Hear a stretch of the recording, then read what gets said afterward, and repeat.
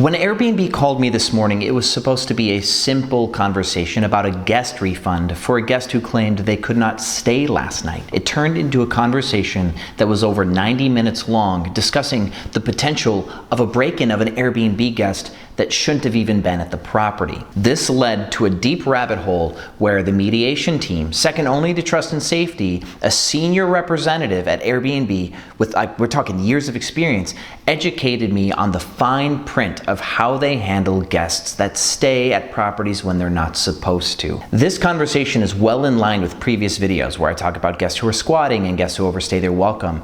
Airbnb gave me insanely valuable insights. And in this video, if you're an Airbnb host at any city, any state, any country, this is a video that you have to see, because this is exactly how Airbnb wants you to handle their guests who overstay their welcome. So the best place to get your Airbnb information here, Airbnb Automated. My name's Rakidzich, and let's talk about this call.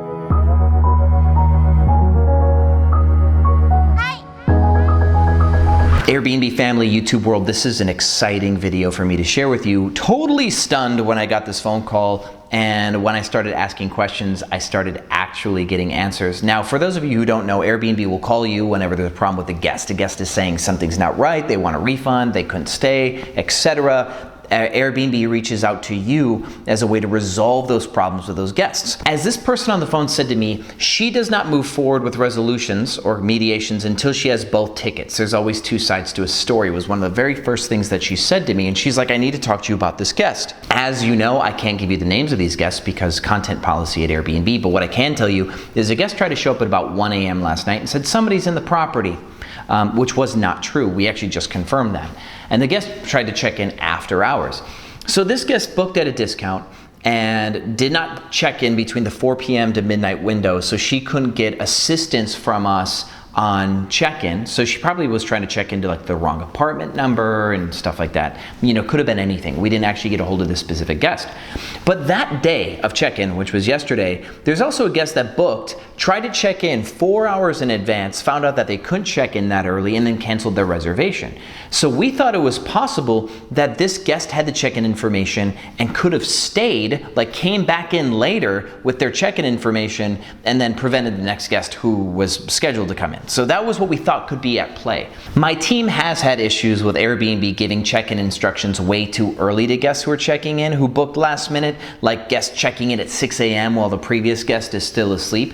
That stuff is for a different video, but this lays the groundwork for my conversation with this Airbnb representative because I had some questions for them on what exactly we should do in these situations. I explained we've had guests that are squatting and won't leave and the police won't do anything. I've explained that we've had guests who've stayed and future guests had to cancel month-long reservations where we lose thousands of dollars and Airbnb's host guarantee won't pay us. I explained to her how we've had guests who try to check in 3 hours early, and where the previous guest checked out late, we only have about 30 minutes to start a resolution for damages that the guest caused because that other guest coming in early prevents us from doing a host guarantee according to Airbnb's policies. So I laid out all of our problems that we're having navigating the system, and then she started to educate me big time on everything that we should do. In this video, I'm gonna lay out for you the step-by-step plan that she gave me to handle guests that don't check out on time and how to navigate around some of the things that we typically think we should do as Airbnb hosts. First thing that you need to know is there's a discernment between two different types of guest removal.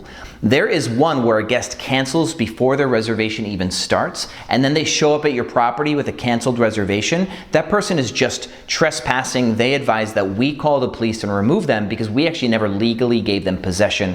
Their reservation was canceled before arrival. That's it. That we can stop talking about. Now, in the other case, where Airbnb gives somebody check-in instructions, they gain access to your home while their reservation is active, even for just mere minutes, and then the reservation is canceled or the reservation ends, we no longer take it on ourselves to handle the situation according to this Airbnb representative. There's a 36-hour plan that we're about to put in place.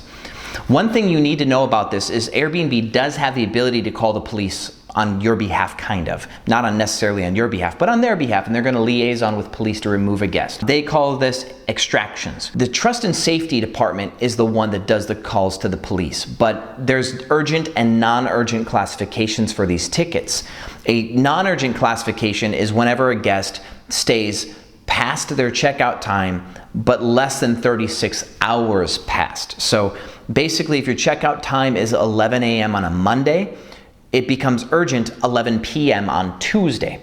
And up until that time, Airbnb is not going to involve the police. So we're going to talk about your 36-hour plan, and we're going to talk about the implications of this plan, because there's some things that you need to do with any future guests that you have. I've got notes. So first things first, you call Airbnb immediately. So 11:05, you call Airbnb and say, hey, the guest has not responded to their checkout procedures.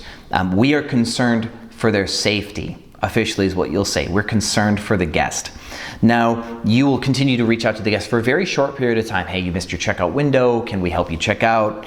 You're always just concerned for the guest is the point here. Then you tell Airbnb, if you have a future guest coming, be like, well, we have another reservation starting today or tomorrow. This late checkout, if the guest holds it, or we can't get a hold of this guest and get possession in time, this could influence the next reservation. So could you please reach out to that guest too about this? Step 2 is you immediately call that next guest also, or reach out to them, and you'll say something like this. You'll tell them, hi, ma'am or sir, this is Sean, your Airbnb host for today or tomorrow. Now, the guest who's scheduled to check out today missed their checkout window. We're trying to get a hold of them about finding out when they will check out of the space. Now, we do have an Airbnb case manager on this to help with that guest's checkout. I'm just contacting you proactively because this could affect your check-in window depending on how late this guest actually does check out. Can I ask you, what hour were you planning on checking in today or checking in tomorrow? Okay, very good. Now, this is rare, but Airbnb is well prepared for this. You will be getting a phone call from Airbnb because they take over in situations like this because, of course, when a guest doesn't check out and things aren't going according to plan, Airbnb likes to help and take over. So expect a phone call from a case manager at Airbnb. Thank you. Let me know if you have any questions, but at this time, do not try to check into the property. It is not ready. Thank you.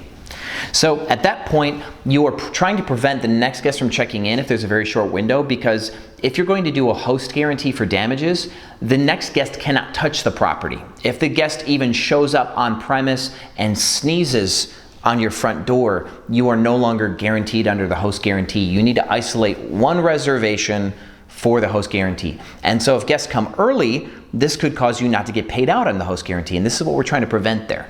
Now, Airbnb says that they are capable of relocating guests even for just a portion of their reservation. And now this is going to be the big part for this playbook here. Let's say the reservation affected, like the next reservation is a month long. Your case manager should be trying to save that reservation. So what they should be trying to do is they should be trying to temporarily relocate that guest for 2 or 3 days max. That's how long this should take if this goes correctly, because there's that 36-hour window, and then trust and safety will get with police to remove a guest. They did tell me they do not want you getting physical with Airbnb guests, because of course Airbnb guests could complain to Airbnb, and then protocol is you get wrapped up in a mess where there's you could even say you could get sued because the Airbnb guest decides it was wrong for you to do so, and it could get sticky, but Airbnb might just shut your account down because there's some crazy accusation that needs to be investigated. So to save yourself from a clean hands situation, they recommend that you stop communicating with the guest once you know that this is not going to go appropriately. If the guest says to you, hey, yeah, sorry, we'll be out in an hour, cool. But if the guest starts getting weird with you or stops communicating on when they will check out, the Airbnb just recommends that you stop communicating and just communicate with Airbnb and then the future guests. And so at this point, if you have to relocate a guest, you want Airbnb to do it. And you're going to tell the case manager, hey, so this guest is a month-long reservation. And in order to not lose this reservation, previous case managers have recommended that we relocate this guest temporarily for 2 or 3 days until, of course, trust and safety can remove the person who's overstayed, and then we'll move them into this place. And so as a team, let's make this happen. And this is how it should go according to this highly experienced trust and safety team person, this mediations person. In recap, if a guest takes possession for even just minutes, you have to hand it to Airbnb if you need to get the guest out, and it's going to take 36 hours before it can come urgent, which means 11 p.m. one night. If it's about a missed checkout window, you can then call Airbnb and escalate it immediately. And what they're going to do is they're going to do something called a warm handoff, where you called in and then they hand you off to trust and safety to start that urgent process. Now, How long it takes after that really depends on local police and what Airbnb can do to prove that this person was transient and they don't belong there, and that of course they don't have to go through the eviction process. And so this can take a day, like 24 hours or more at this point. So you should not expect that if a guest was supposed to check out Monday at 11 a.m. and they overstay, that when Tuesday at 11 p.m. you call, you should not expect them to be out on Wednesday. It could be like Thursday before you get possession back. Plan for that. So when you talk to the case manager, tell them that, this typically can take about 72 full hours in order for it to resolve. Remember that the case manager's job is to save the reservations. That's their job. They're trying to keep reservations on the platform. So if your case manager is not trying to get the next guest to agree to just staying somewhere else for 2 or 3 days if it's a longer reservation, then you can request a change of case manager, because they are not advocating for the best outcome that Airbnb has tried to plan for or has paid these people for. So the goal is to save the next reservation. So what you should do is you should call the next guest and follow up with them and make sure that they've actually spoken with the case manager about this and see kind of where they are. You want to make sure that they feel well and they feel accommodated. If they don't feel accommodated and they're starting to get angry, you're going to call Airbnb and request a new case manager, because Airbnb is failing to accommodate that second guest that is being affected by the first guest. You're allowed to do this. And one thing to remember is when you first make that phone call, you want to get a ticket number. Every phone call has a ticket, and you want to keep a copy of that. And you are waiting that 36 hours in order to use that ticket with trust and safety. Now, Airbnb recommends that you don't talk to the guests when things go south, because as this Airbnb rep called it, she said, you're holding the Joker card and no one knows it, which is that trust and safety jumps in to save the day. And that's pretty important. Now, of course, what you say officially matters, and that's why they said, say things like, I'm concerned. There's a lot more to this, and I'm going to hammer you with some statements and some tips from this Airbnb representative really quickly so this doesn't go any longer than it has to. So I'm going to tell you some things that will affect your Airbnb career, and I want you to write these down, okay? Airbnb statements. Airbnb said a common misnomer is that other people get filtered out by their screening system, like their criminal background check. That actually doesn't happen, and that's not true. Airbnb doesn't want to lose anyone. When they filter people, they just filter them out of Instant Book. So a lot of the bad guests that we have right now, if you set that they have to have a profile photo, positive reviews, government ID, and you maximize your security features, what it allows you to do is, instead of that person instant booking, they have to request the book, which allows you to do your diligence. Airbnb calls their service self-serve. They're like, technically we are self-serve. So we're responsible for the people that we allow on the platform, because we can choose the level of scrutiny.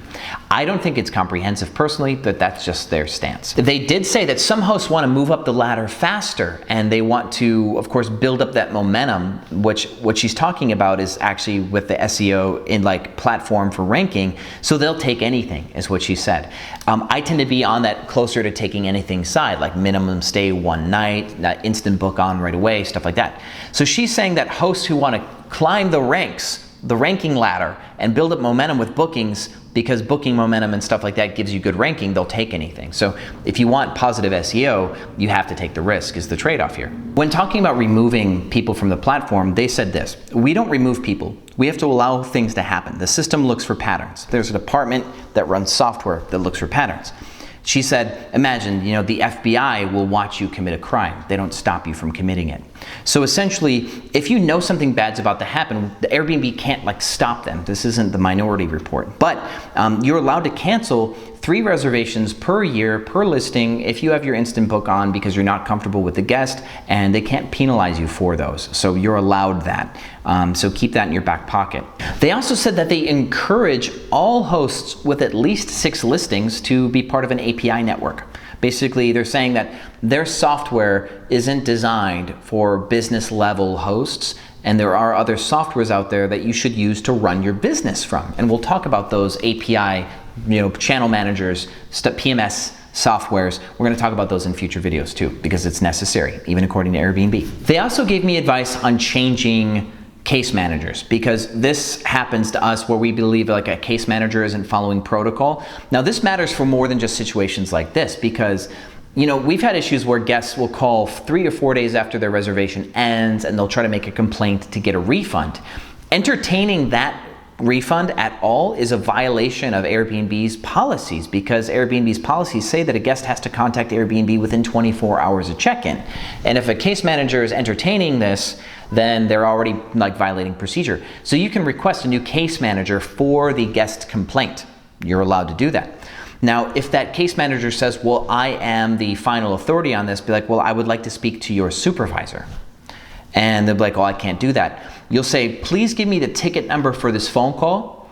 I'd like you to note the ticket, note this call, that I've requested both a new case manager for this because I believe protocol is not being followed, and I've requested to speak to your supervisor. You'll get confirmation that they've notated the account, and then ask them to transfer you to another person. And if they can't, then you're gonna have to hang up, call back, notate the ticket number that you got from them, which now has confirmation that they've notated the account, and say, hey, I'd like to speak to a senior level case manager, somebody within the department, because my current case manager for this ticket isn't following protocol and I need to report that. I need a new case manager. And then they can, you can force a case manager change. If your case manager is not following protocol, somebody will review the ticket and they'll get back with you. It can take 48 hours for somebody to, of course, get back with you on this. So just be prepared to wait. The damages that you could suffer as a host when a guest doesn't check out could be the loss of revenue for the days affected. And that's why Airbnb's policy here is to try to transfer guests only for a portion of days, saving the entire reservation, but then paying that guest affected like a discounted rate or free nights of stay. This is something that Airbnb will shoulder or should shoulder under their host guarantee. There should be no charging you for something out of your control. The way that this Airbnb representative stated this, let's see if I can actually find the notes, because this was a really cool one. She said, circumstances beyond your control, you were unable to get a payout because the guest prevented it. And so that's what she is stating as a host guaranteeable claim here. So we're trying to use the same logic when a future guest gets a refund or a partial refund due to an inconvenience that was outside of your control because another Airbnb user prevented your ability to provide full service. Airbnb's host guarantee should cover any refunds or costs due to preserving the next guest.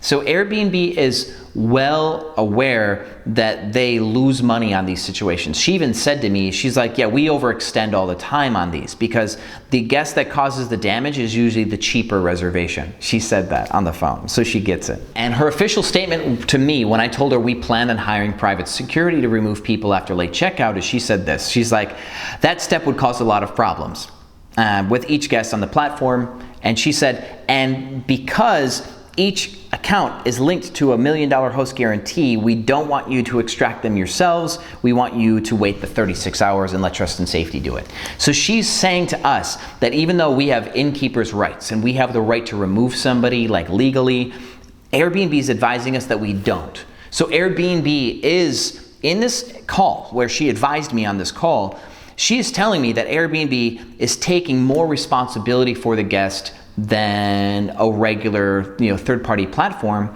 and they're asking us to not exercise our rights as innkeepers or hotel operators or transient guest hosts. She's asking us to stand down and let Airbnb handle it. So this is largely an admission of responsibility by Airbnb based on the advice that I got on this phone call. Wasn't this absolutely massive? Like, this is highly likable content.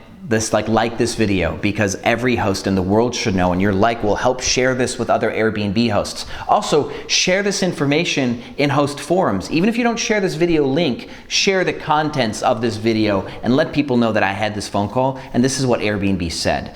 Every Airbnb host needs to know how to handle guests that overstay their welcome.